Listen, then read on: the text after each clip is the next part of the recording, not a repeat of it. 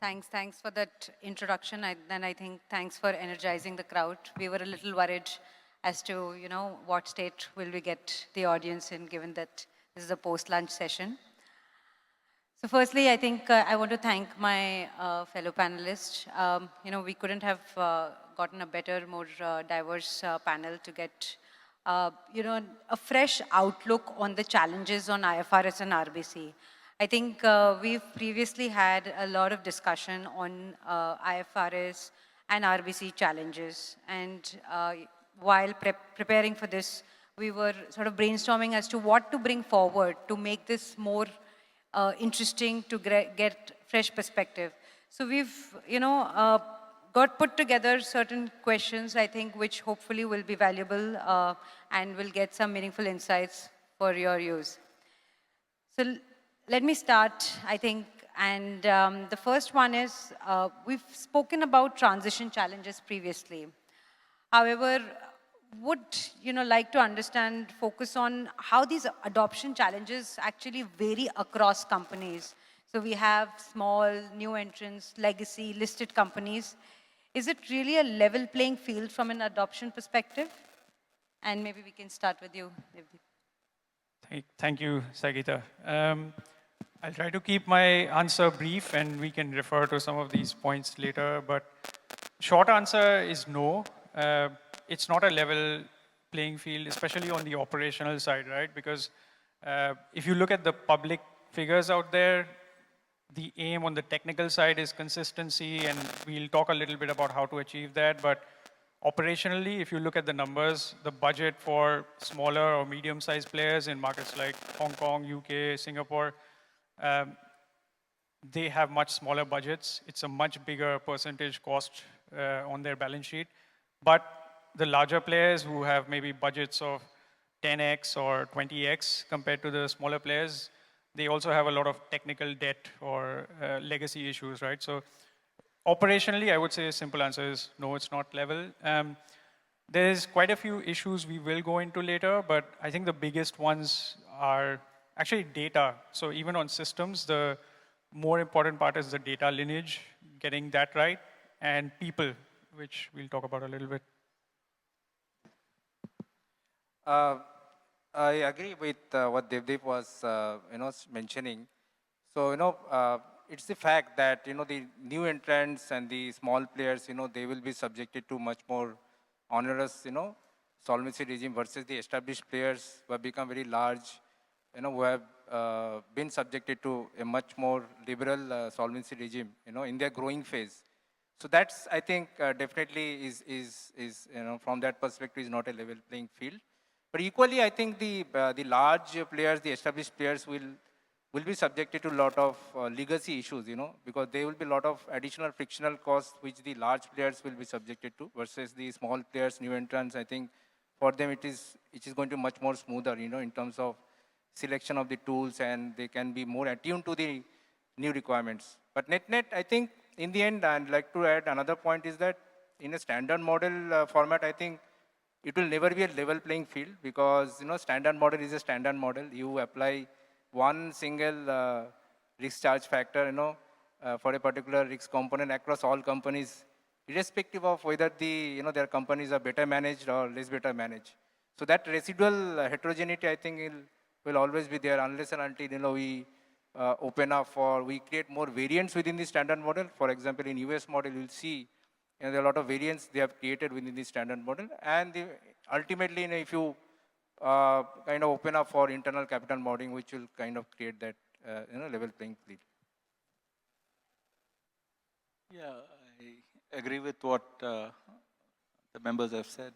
The challenges are there for both small and big companies, but they are very different. The new emerging companies, smaller companies, they are much more nimble-footed and they can get the systems implemented properly, done quickly.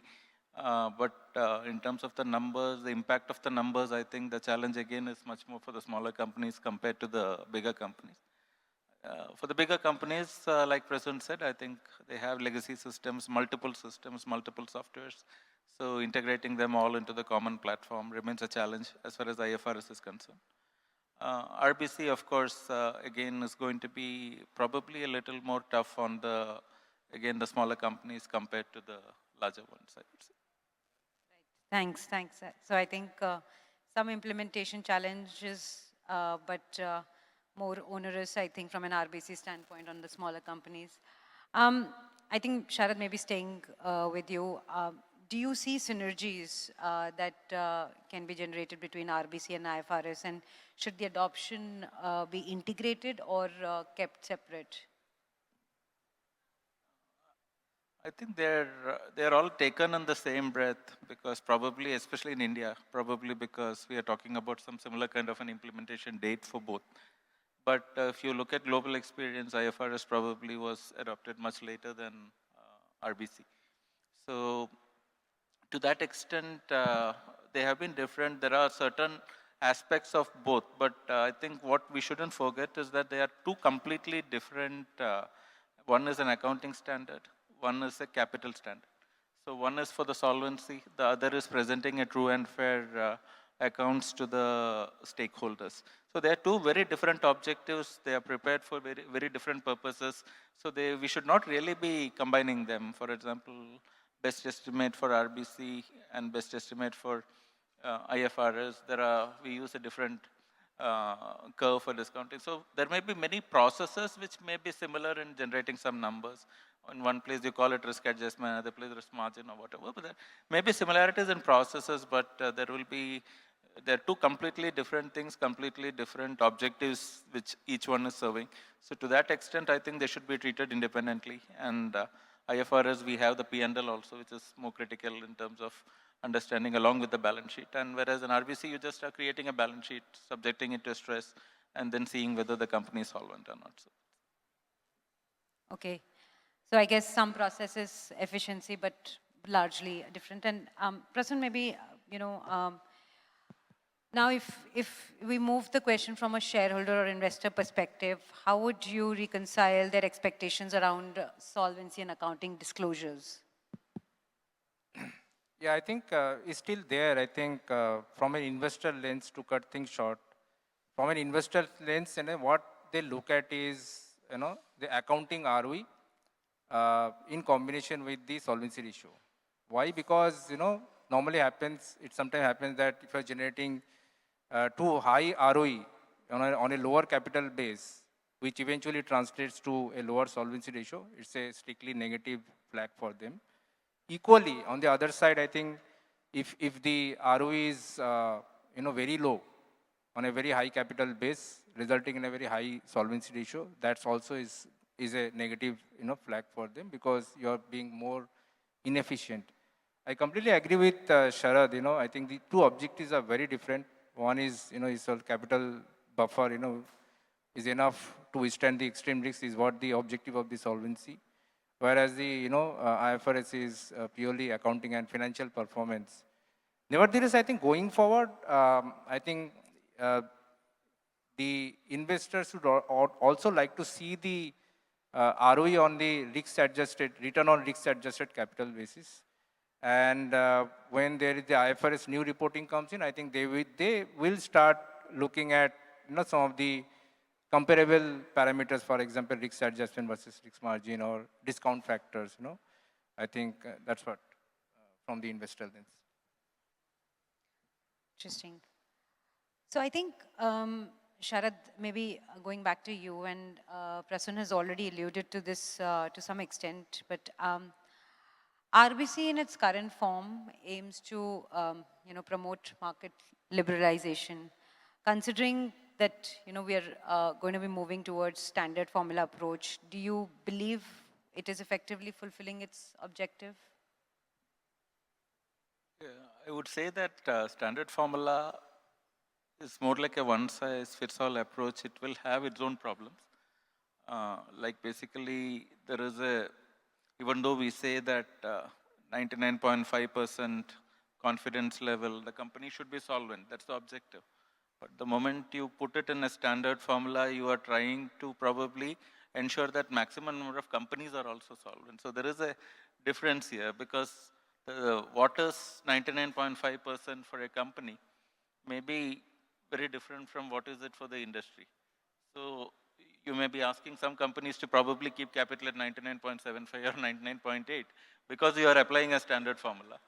Whereas there may be companies who will be on the other side who are getting the benefit of it. So when it comes to a standard formula, you always run this risk of probably having some bit of overcapitalization of more stable companies and undercapitalization of the smaller companies. So there is the volatility impact which the smaller companies have or high growth companies have. So that impact is a little understated. So which is why globally along with that you have either internal models or unit specific parameters and things like that. So which helps the bigger, more stable companies to probably keep enough capital to cover them on a 99.5% confidence level, but at the same time, we have a standard formula which can be used by a vast majority. So that trade-off is not available when you have only a standard formula approach. So that probably is something which going forward, the market will be mature enough to slowly transition into. Okay, so I think, I mean, probably we can benefit a little from global experience as well on this. And Devadeep, I don't know if you want to throw some light. Yeah, I'll come back to standard formula. Maybe I'll add a little bit to what Sharad previously said, right? The timing and the history from global experiences is interesting. And I think India should refer to the different timing for different markets, right? So I think as Sharad mentioned, in the UK, Solvency II was quite mature by the time IFRS 17, the final standard came out. I know we were all talking about IFRS 4 phase 2 and the standard kept evolving until 2017 when we had the final standard. So by that time, Solvency II was very mature, right? But Hong Kong, if you look at that market, Hong Kong RBC and IFRS 17 went live almost at the same time, which is not a very different challenge to what India is looking at now. So I'd say the standard formula bit, right? Coming back to that, there's a long history of industries or countries starting with standard formula as the starting point, but it has never ended up being the final answer, especially for the large players. The reason for that is the obvious ones are the more conservative capital you have to hold for areas which are either long-term or more complex to model. Larger players would want to benefit from actually modeling that properly in an internal model. And I think in markets like UK, that has happened a lot over the years, but in markets like Hong Kong, for example, the larger players, even though it's more recent and timed at the same time, the larger players have still chosen to model and do their ALM properly, do the hedging properly so that they can take credit, even if most of the market is going for standard formula. Yeah. Right, so the expectation is that as we mature our experience on the standard formula, we will move to having an internal formula. I think shifting gear back to IFRS and a regulator's perspective here, given we have significant flexibility in terms of policy choices, and Prasun, this is for you, how do you expect the regulator to perceive the implication of different policy choices, and what would enable them to effectively enhance the oversight? So while RBC, we have a standard formula which gives sort of a lot of consistency, I think IFRS, the problem statement is different. Yeah, I think all of us are aware that, the design of IFRS, the objectives were very clear and they were designed by very powerful investors. I think what they were essentially looking at is the comparability and consistency across sectors, which is say banking to NBFCs to manufacturing to insurance, and not within a sector. So, because if given the level of flexibility which is allowed in these open-ended principle-based standards, I think the policy choices are bound to be different within a particular sector. And as on today, we do not have the visibility, at an industry level, whether there will be any localized version of IFRS, which means some kind of prescription or some kind of guidance tantamounting to prescription, which eventually means there will be some kind of comparability and consistency within the sector. And we don't know; it's a completely regulatory call. We'll wait and watch. But having said that, at this stage, what is more important from the regulatory oversight is to look at the governance standards. The Proforma 1, the Proforma 2 submissions have started flowing in from the phase 1, phase 2 insurers. I think as a regulatory oversight, I think one should look at the larger governance standards, because there are a lot of principles which are, there in the standard, whether they are adopted and followed for the policy choices, which are frozen, which are agreed, whether the policy choices frozen and agreed are actually getting deployed and implemented, whether there are any deviations, in those policy choices, and what are the reasons and factors for those deviations? Are there operational challenges or simple process lapse or system issues? And from a regulatory oversight, I think one should, and I think they have already started asking, the course correction and the timeline, and some kind of time horizon, for the course corrections, if there are any deviations to some of these, basic principles in while submitting this pro forma. I think maybe compliance is something which probably can be managed given the current construct as well, but probably the analysis across will be interesting to see how it evolves. And maybe, Devadeep, I don't know if you have a global insight as well. Yeah, I think it's interesting, right? So exactly as Prasun said, every company will have their own accounting policy choice, and obviously you will have to, even the purpose of RBC and IFRS is different, right? But every market, every regulator does raise questions about, can you explain the consistency? And one of the lessons I would say is the amount of time spent in every industry on technical issues versus operational issues, especially in the first few years of implementation, is not the right proportion, because the amount of time you have to spend to correct operational challenges is a lot more. And there's a lot of things which are not in your control, especially on the system side, on the tech side. So on the operational side, I would actually challenge back a little bit and ask the industry to think about synergies as much as possible, because every regulator will ask about the quality of disclosures and basic things like cash flows, right? So cash flow generation, if you can actually do that once and have a different set of assumptions or a framework to explain the divergence in the risk adjustment, risk margin. Even the 99.5th percentile, for example, for RBC might be different for different companies, but do you have to have a different framework? So again, the answer might be you end up with different processes, but only when necessary. That is going to save a lot of pain later, because the best examples we have out there in the market, it's still challenging, but they have a very clear answer to the question, the disclosures, especially for IFRS, can you explain every single line on the P&L? And it's not as intuitive. You have different experts for different line items, unlike in IFRS 4, where it was very clear that, okay, reserves are actuaries department and everything else on the cash flow is accountants. It's not as clear anymore. So the data lineage part back, so it's right to left has always tended to be the right way to look at the operational challenge. So firstly, all the disclosures, is the quality giving you enough confidence as management to explain to the regulator? Can you explain the divergences in accounting policy choice?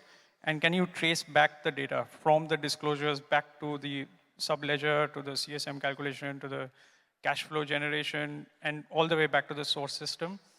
If you can do that, it sounds very simple, but if you can do that, then you're in a very good place. Right. I think moving to another interesting perspective, and Prasun, this is for you. I think one question which, I mean, at least I get asked almost daily is what will happen to taxation? So how is, when you're looking at India's, how do you sort of perceive tax, and how are they to be integrated? Are there consistent approaches of tax treatment across markets which we can sort of learn from? Yeah, I think multiple representations have been made to the authority, through various formats. And currently, I think they are collecting data points, through the pro forma submission. Idea is to whatever recommendation and proposals they go to the relevant ministry body, they should go with data points and the quantification of the financial impact, for each of these recommended, choices. I think that's the idea. But having said that, I think this is a very complicated and a comprehensive exercise, especially when you look through the global experiences and the practices. I think there are regimes, clearly there are regimes who work on three bases, one for taxation, one for solvency, one for accounting.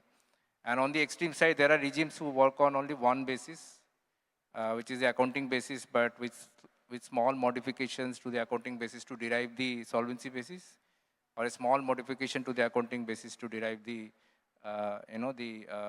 taxation basis.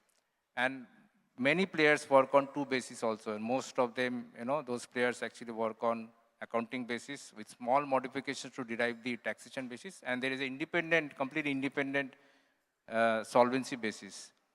Now, obviously, the regulator also would like to explore all these, global practices, and I'm sure even the relevant ministry body would also like to explore, research all these, global practices, and finally come to a conclusion what would best suit to the Indian market.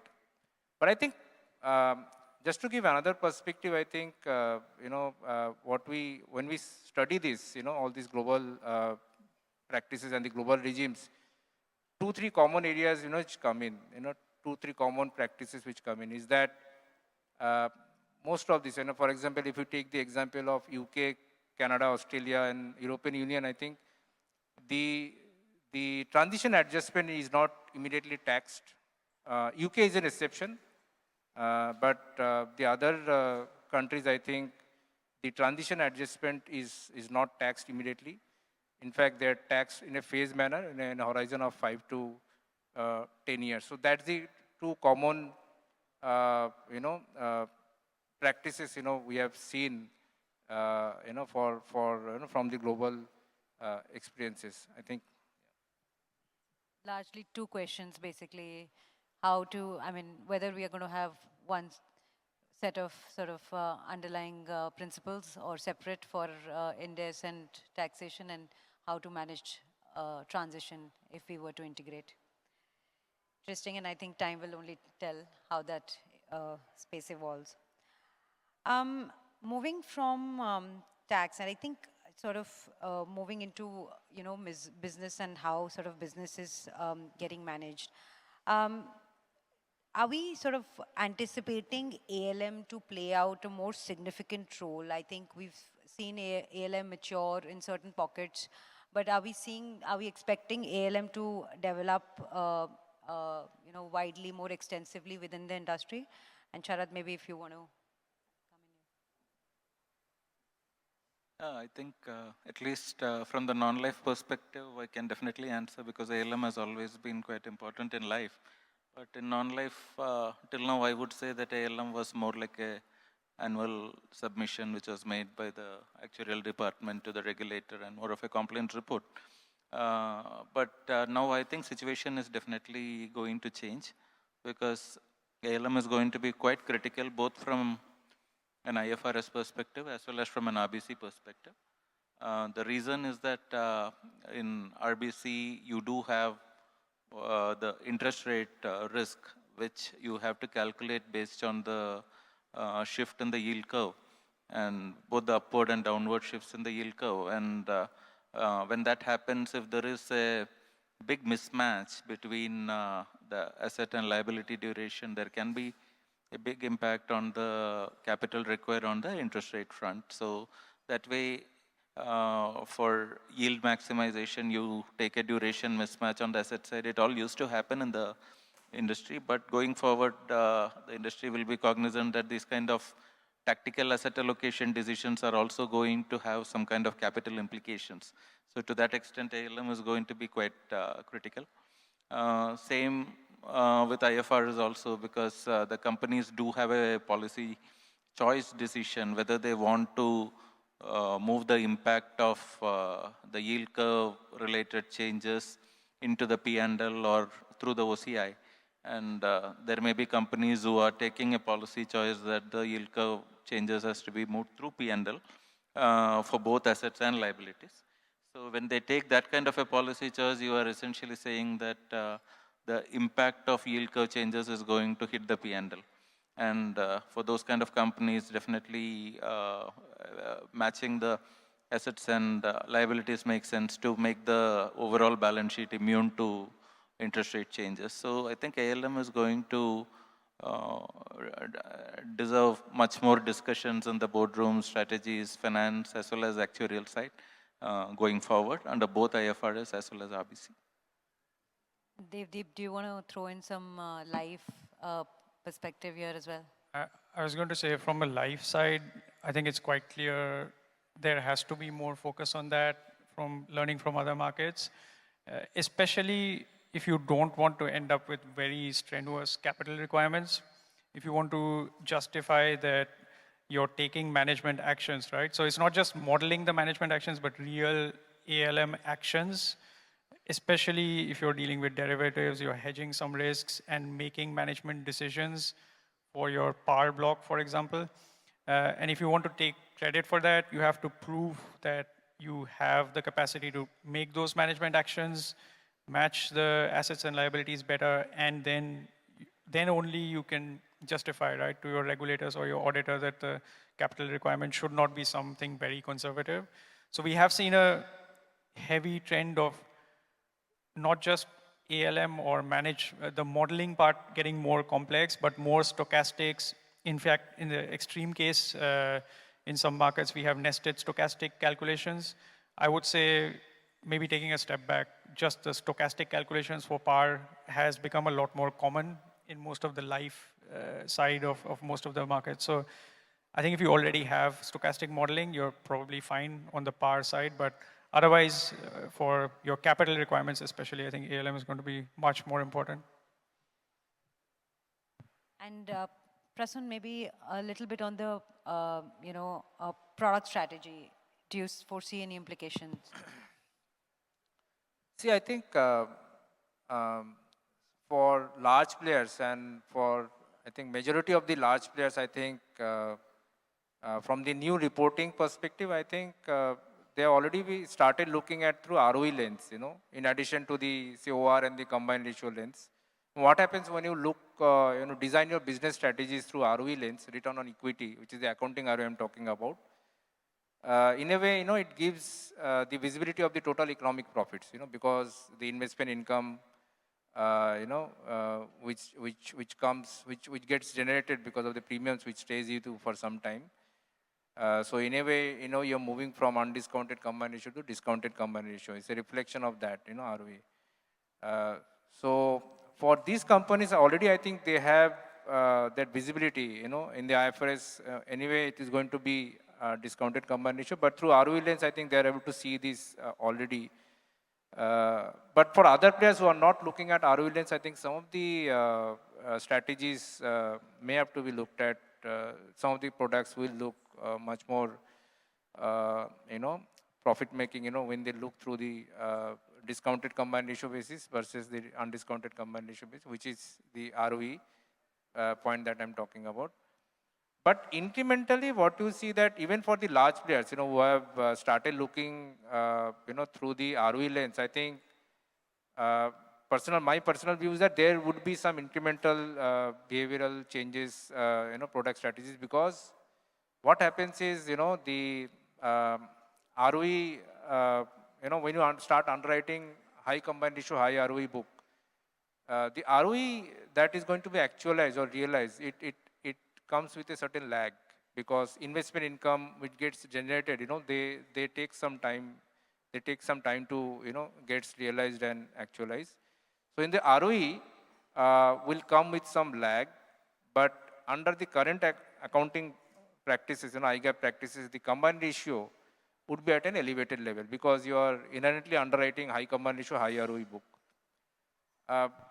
Now what happens is, obviously this gets addressed, when the IFRS accounting comes in, because you will anyway move to discounted combined ratio.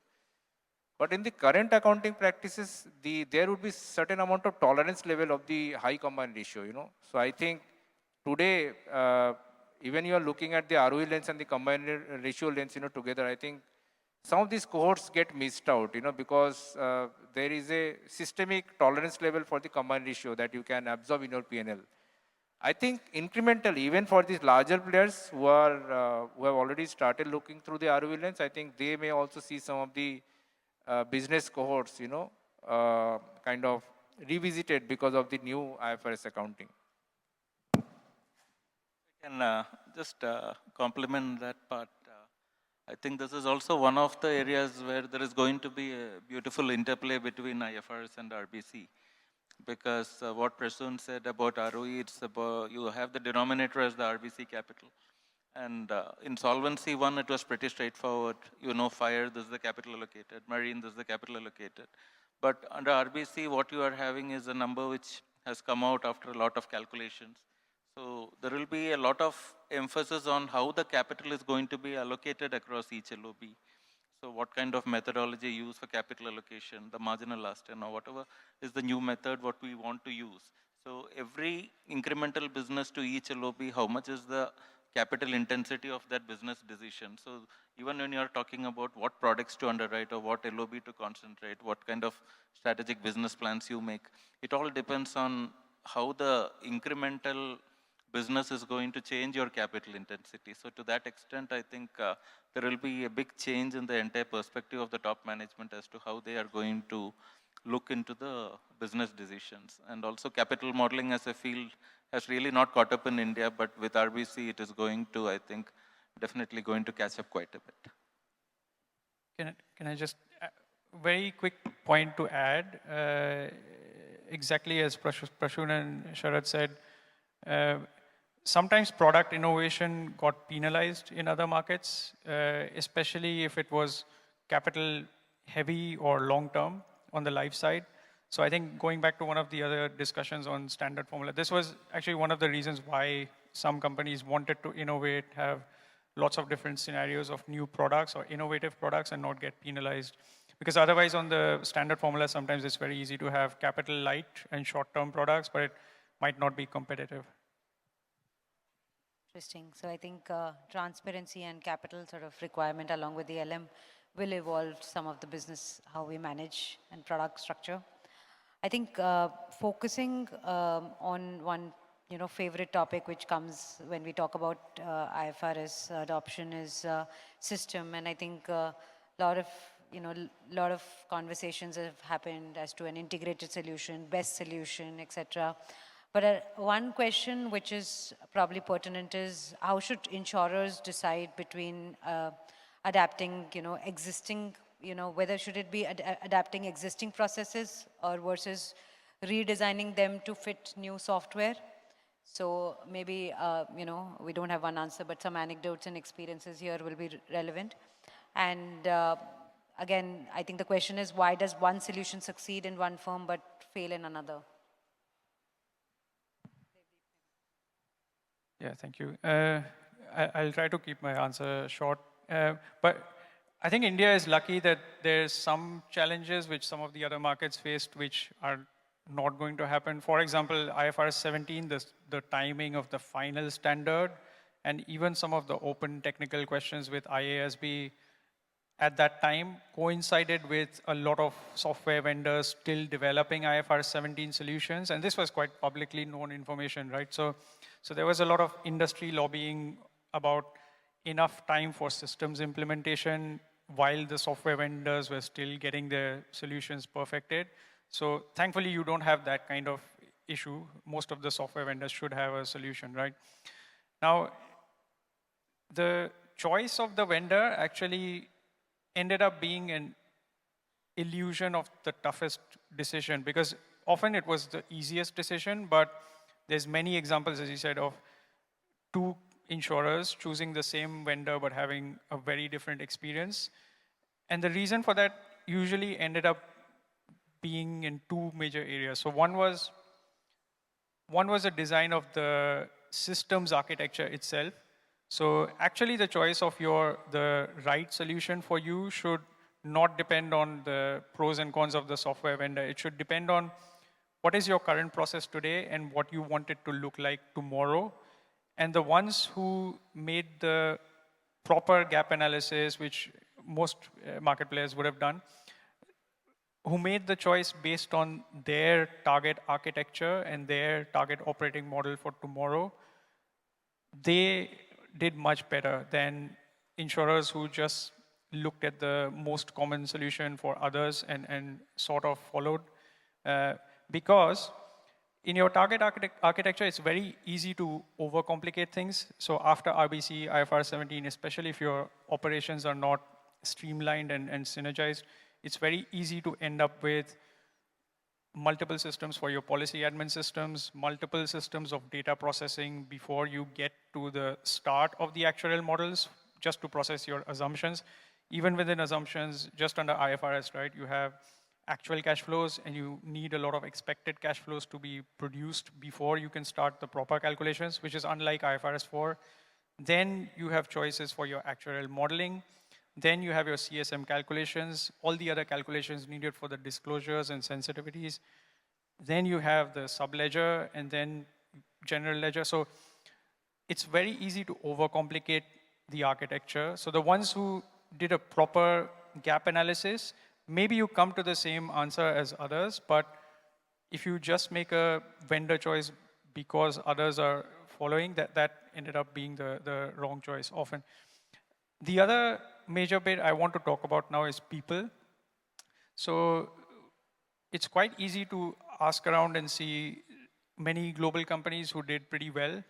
Their IFRS 17 implementation teams ended up staying. So they are now running IFRS 17 or RBC in BAU for many years. They had much more steady knowledge of their systems and processes. So during implementation, I think for senior management especially, I think it would be important to empower some of your top performers to learn more than they know today and architect the solution. So you cannot have one person who knows everything. So at least you have to split up the IT architecture and the business architecture. And maybe within that you need to split a little bit, but the traditional split of accountants look at this and actuaries look at this, that did not work for IFRS 17. And the other bit for after implementation was the bit that really worked was some of the successful companies said to the top performers, this is your role during implementation, you have a lot of power, but this is your job tomorrow, right? So instead of some companies where there wasn't that much stability or motivation, because if a person is designing a system, if they're going to use it tomorrow, they have an added incentive to do a better job. So I would say designing the target operating model for the people as well, I think is the main point which most people got to very late. Thanks. I think, before I came here, somebody said, don't ask a data question. But how do you sort of have a IFRS conversation without a data related question? So maybe, Sharad, this one is for you. What sort of data quality, or now that, IFRS or India's sort of implementation journey has begun and performers have been submitted. So what are the challenges around data, especially around reinsurance that you have experienced, and what kind of remediation actions are you taking in place? Yeah, that's been the toughest part as far as the implementation journey has been concerned. So data issues are there. First of all, we may have the data, but getting the data into the form which the software wants, or there may be some fields which you may not have captured. So what to do with those fields? What kind of assumptions can be made over there? And another important thing is whether the company is having multiple systems. So you may have something for your direct business, something for your RI business, another one for your investment part. So these are all different systems which are operating. So when the final accounts are there, you are creating 3 or 4 different trial balances merging together to create the whole trial balance. So when this all worked in the earlier regime, but now you wanted all this data flow to happen in a prescribed format of the software, because it's dangerous to change the software's requirements. So you have to change according to what has been given in the software, given that they have been mature. So those are all the quite a bit of challenges. There are data points which hitherto not captured, has to be captured going forward, and until then you have to have some assumptions, initially high-level assumptions, and slowly work towards the standards, what the principles of the standard are. So it is a journey, it is not a one-time implementation effort. It is a journey where you have to benchmark only against yourself, not against what others are doing. Whether your quality of accounts has improved this year compared to what you did last year, because the challenges each company is facing is very different. What one company faces is very different from what another company faces. So this is one area where I think instead of looking at the GI Council numbers for the market share figures where you compare against other numbers, here I think you just need to compare your company's numbers with what your company's numbers were last year and whether things have improved. And if it is improved, then you are on the right path, and over a period you will get better. Thanks.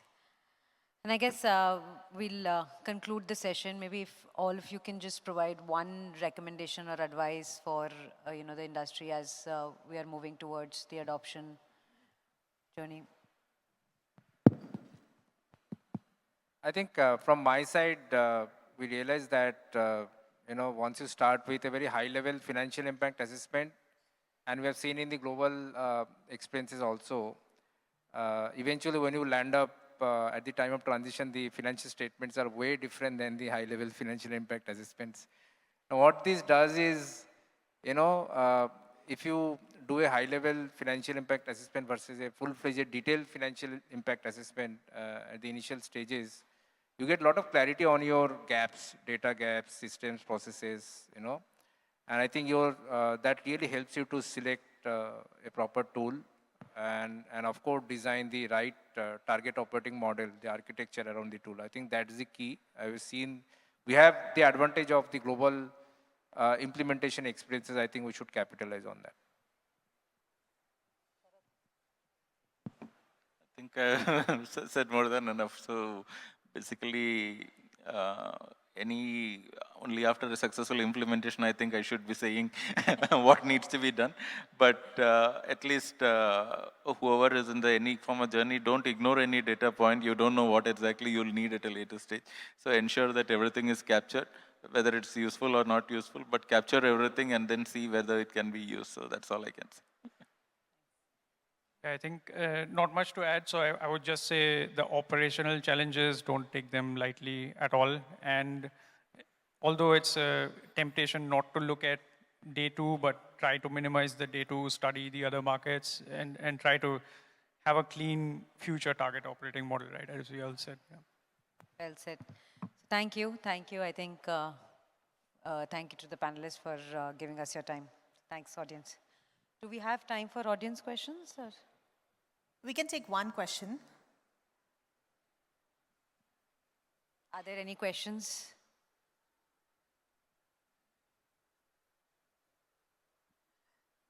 So just in case, if there are no questions right now, they can definitely put their questions on the applications, and we request you to please answer them for us. Sure. Okay, thank you, everyone. Thank you so much for being such a wonderful